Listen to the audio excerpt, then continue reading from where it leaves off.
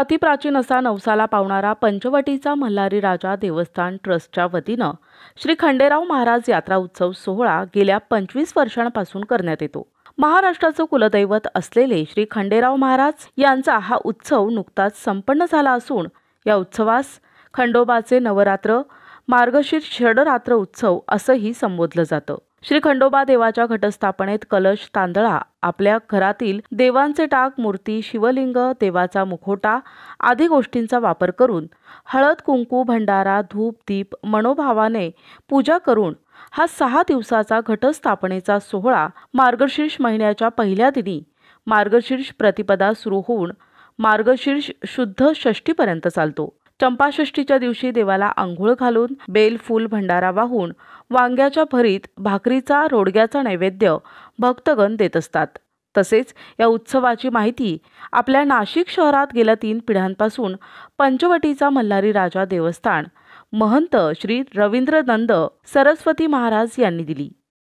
अखिल भारतीय पंचदशनाम जुना आखाडा गुरुवर्य परम पूज्य पद्मानंद सरस्वतीजी महाराज, हरिगिरी बापूजी महाराज यांच्या मार्गदर्शनाखाली पंचवटीचा मल्हारी राजा देवस्थान आयोजित चंपाषष्ठी उत्सव याही वर्षी जोमाने साजरा होत आहे।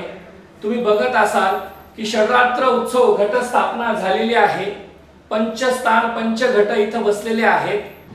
बद्रीनाथाचं प्रतिकृती आम्ही दाखवण्याचा प्रयत्न केलेला आहे। शनिवार दिनांक 7 डिसेंबर रोजी चंपाषष्ठी वांगेसटीचा मुहूर्त आहे।